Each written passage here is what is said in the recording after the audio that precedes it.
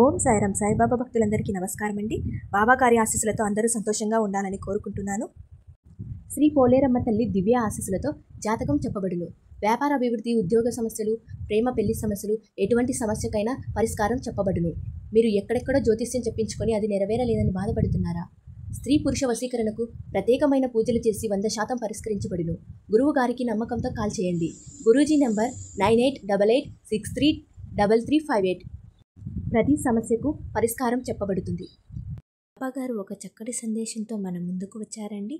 ఆ సందేశం ఏమిటో ఆయన మాటల ద్వారానే విందాము. ఈరోజు సందేశం ఏమనగా, బిడ్డ, ఒక స్త్రీ ఆశీర్వాదం మిమ్మల్ని కష్టాల నుంచి బయటపడేసి మీ లైఫ్ని సెటిల్ చేయబోతుంది.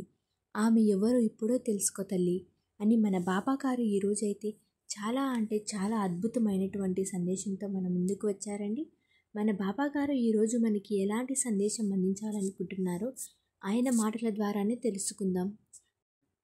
బిడ్డ, ఇప్పటి వరకు నీకున్న సమస్యలతో, ఇబ్బందులతో ఎన్నో బాధలు అనుభవించావు కదమ్మా.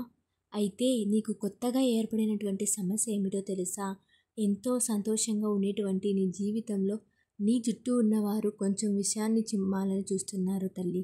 వారిని నీ నుంచి ఎలాగైనా సరే బయటపడేయాలని, నిన్ను అక్కడి నుంచి అగాధంలోకి కూరుకుపోకుండా దాటించాలని నేనే నీ వాకిలి ముందు నిల్చొని ఒక మంచి అద్భుతమైన శుభవార్తతో నీ ముందుకు వచ్చాను తల్లి. అలాగే నువ్వు కూడా ఇప్పటి వరకు ఎలాంటి ఇబ్బంది రాలేదు, కానీ నువ్వు చేసే పనుల వల్ల నీ చుట్టూ ఉన్నవారే నీపై విషం చిమ్మాలని చూస్తున్నారు. అలాంటి వారిని నేను తప్పకుండా శిక్షిస్తానమ్మా. నువ్వు చేస్తున్న కష్టం అంతా కూడా నిన్ను కిందకు దించాలని చూస్తున్నారు కదా. అయితే నువ్వు మాత్రం నమ్మకంతో నీ కష్టాన్ని నమ్ముకొని నీ పనిని నీవు చేసుకొని వెళ్తున్నావు. ఈరోజు కాకపోయినా రేపైనా సరే నా జీవితంలో గెలుపు పొందుతాను అని నీ పని నువ్వు చేసుకుంటూ వెళ్తున్నావు బిడ్డ. ఎవరైతే ఉన్నారో ఇతరులు నీ చుట్టూ ఉన్నవారు నీతో చక్కగా మాట్లాడుతూ, నిన్ను స్నేహితులుగా ఒక మంచి వాళ్ళగా నటిస్తూ నీపైనే విషాన్ని చిమ్మాలని చూస్తున్నారు బిడ్డ. కాబట్టి అటువంటి వారితో చాలా జాగ్రత్తగా ఉండాలమ్మా. చూడు తల్లి, బలం ఉన్నవాడే గొప్పవాడైతే వాళ్ళని మించిన బలవంతుడు లేదు కదా. చదువుకున్న వాడే గొప్పవాడైతే రావణాసురుడు మించిన పండితుడు కూడా లేడు. కానీ గుణమున్న శ్రీరాముడు గొప్పవాడయ్యాడమ్మా. అలాగే నీ గొప్పతనాన్ని నిర్ణయించేది నీ గుణం మాత్రమే కాదు బిడ్డ. మనపై వారితో గౌరవంగా, సాటి వారితో స్నేహంగా మెలగడం కూడా కాదు, మనకన్నా తక్కువ వారితో మెలిగే తీరే మన వ్యక్తిత్వానికి, నీ వ్యక్తిత్వానికి అర్థం పడుతుంది బిడ్డ. భయం నీకు పిరికితనాన్ని నేర్పితే ధైర్యం నీకు ఎలా గెలవాలో కూడా నేర్పిస్తుంది.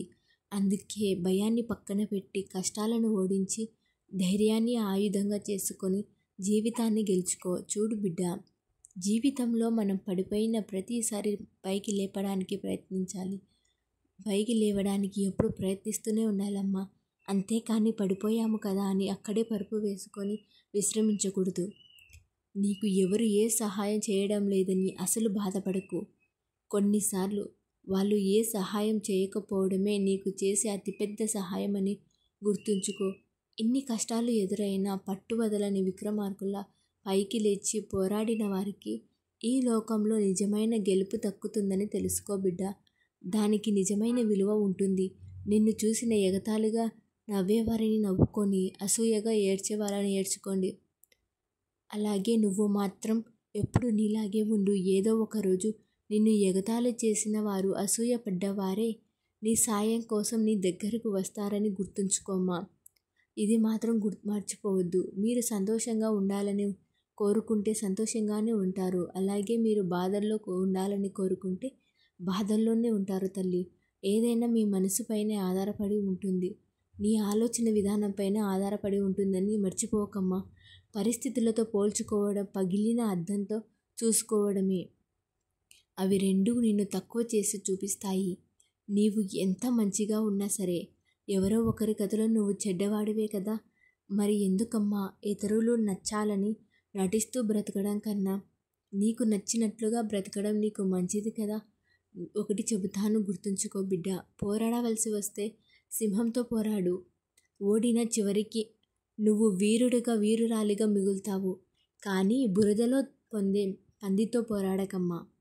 ఎందుకంటే ఒంటి నిండా మాత్రమే మిగులుతుంది. నీ సొంత కష్టంతో బతుకుతున్నప్పుడు ప్రతి ఒక్కరికి సలాం కొట్టాలి అని ఎప్పుడు చూడకు.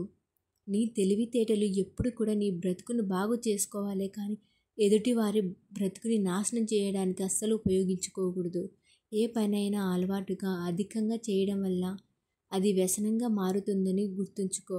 ఒక్కసారి మనిషి వ్యసనంలోకి ప్రవేశిస్తే జీవితంలోకి ప్రశాంతత కరువవుతుంది. అపార్థం కలిగినప్పుడే బంధం బలపడుతుంది. ఏడుపు పరిచయం అయినప్పుడే నవ్వు విలువ తెలుస్తుంది కదా బిడ్డ. కష్టాన్ని ఎదిరిస్తేనే సంతోషం నీ వశం అవుతుంది. బాధ ఉన్నప్పుడే భవిష్యత్తు బాధ్యతగా మార్చుతుంది. సమస్య తలెత్తినప్పుడే నీలో ఉన్న సామర్థ్యం ఏమిటో మొత్తం బయటపడుతుంది బిడ్డ. చిరునవ్వుతో సమస్యల్ని ఎదిరించు, ప్రేమగా పరిష్కరించు. నువ్వు పట్టుకున్న దానిని విడిచిపెట్టవద్దమ్మా.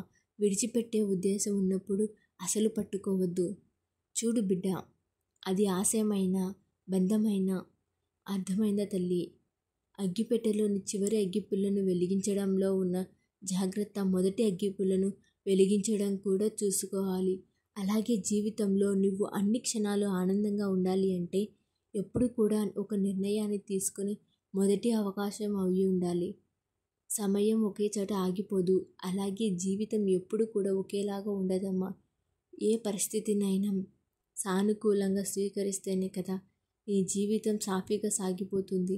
చూడు బిడ్డ, సంపాదన వేటనలో పడి జీవితాన్ని ఆనందంగా గడపడం నువ్వు మర్చిపోతున్నావు. వయసు మళ్ళాక ఎన్ని కోట్లు పోసినా జరిగిపోయిన సమయాన్ని నువ్వు కొనలేవు కదా.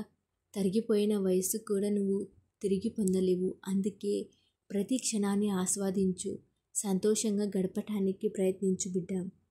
నీ యొక్క ఆశ అదుపులో ఉన్నట్లయితే రాత్రి నేల మీద కూడా నువ్వు నిద్రపోవచ్చు. అది నీ కోరికలు గుర్రాలైతే పట్టు పనుపు కూడా ముళ్ళులై కూర్చుకుంటాదని తెలుసుకో బిడ్డ.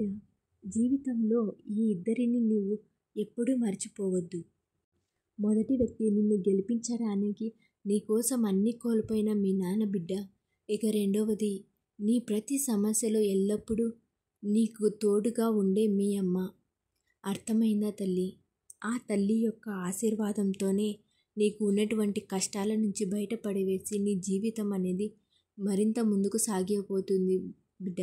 నీ జీవితంలో ఉన్నత స్థానం ఉండబోతుంది. అది అమ్మ అయినా, స్నేహితురాలైనా, భార్య అయినా, ఆ స్త్రీ ద్వారా నీకు మంచి జరగబోతుంది అని బాబాగారు ఈరోజు ఈ చక్కటి సందేశాన్ని మనకు అందించారండి. ఈ సందేశం మీకు అందరికీ నచ్చింది అనుకుంటున్నాను. ఓం సాయిరామ్. సద్గురు సాయినాథ్ మహారాజ్కి జై.